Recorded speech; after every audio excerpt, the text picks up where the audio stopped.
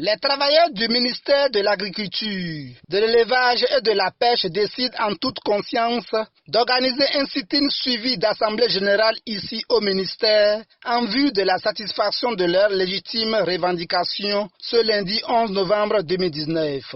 Et parmi ces légitimes revendications, il en a entre autres l'arrêt des tentatives, l'arrêt immédiat des tentatives d'intimidation et des menaces proférées à l'endroit des travailleurs en général et des responsables syndicaux en particulier par le ministre et certains responsables des structures du MAEP dans le but de fragiliser les luttes syndicales au MAEP.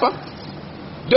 Le paiement de la moitié des arriérés des frais de carburant et d'entretien des motocyclettes des agents des escadrons au titre de 2017 conformément aux promesses faites par les autorités du MAEP depuis août 2018 et confirmé le 4 avril 2019.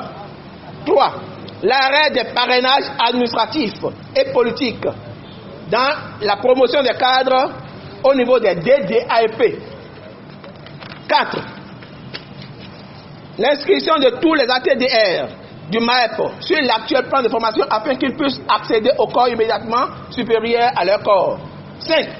La dotation de tous les agents des DDAEP des outils et matériels de travail adéquats et indispensables pour l'exercice de leurs fonctions et la cessation donc de l'activité des agents non étatiques au poste de contrôle dans certains DDAEP du septentrion. 6. Le recyclage des agents des DDAEP et la mise en exécution dans les ATDA des plans de renforcement des capacités des personnels des cellules communales afin qu'ils soient à la hauteur des attentes des réformateurs.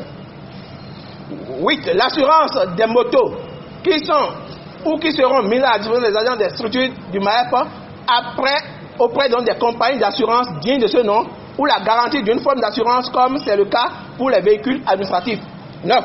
Le démarrage effectif donc du processus d'élaboration des plans de formation des fonctionnaires de l'État et des agents contractuels donc du droit public en service dans les structures autonomes du MAEP dont les ATDA.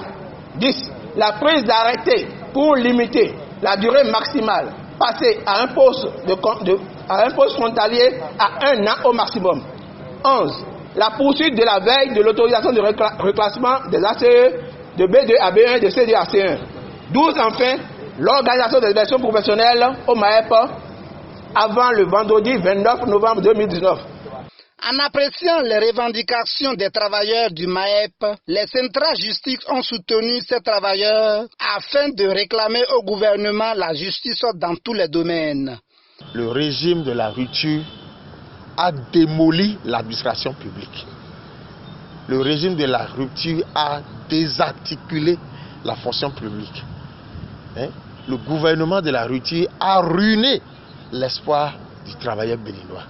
Et face à ça, ce ne sont que d'autres stratégies de lutte. C'est parce que ils réfléchissent